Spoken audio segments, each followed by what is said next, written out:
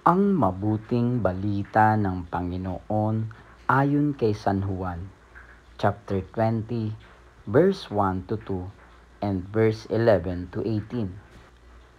Madilim-dilim pa ng araw ng linggo, naparoon na si Maria Magdalena sa libingan. Naratnan niyang naalis na ang batong panakip sa pinto ng libingan.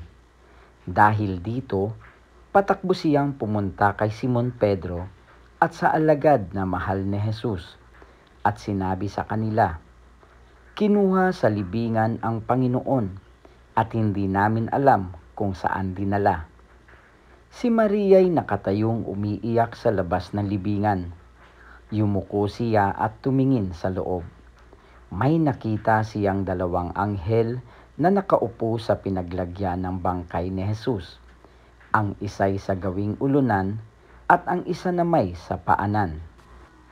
Tinanong nila si Maria, "Ale, bakit kayo umiiyak?"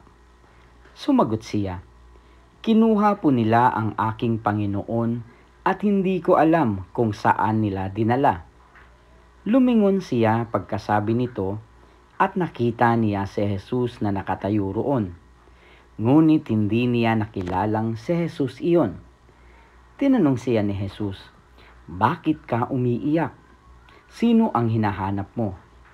Akala ni Maria siya ang tagapag-alaga ng halamanan, kaya't sinabi niya, "Ginoo, kung kayo po ang kumuha sa kanya, ituro ninyo sa akin kung saan ninyo dinala at kukunin ko." "Maria," ani Jesus. Humarap siya at kanyang sinabi, "Rabboni," ibig sabihin guro. "Huwag mo akong hawakan, sapagkat hindi pa ako nakapupunta sa Ama," wika ni Jesus. "Sa halip pumunta ka sa aking mga kapatid at sabihin mong aakyat ako sa aking Ama at inyong Ama, sa aking Diyos at inyong Diyos."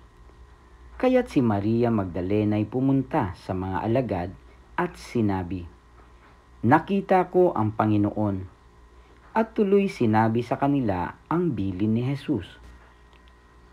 Ang mabuting balita ng Panginoon. Pinupuri ka namin, Panginoong Hesukristo.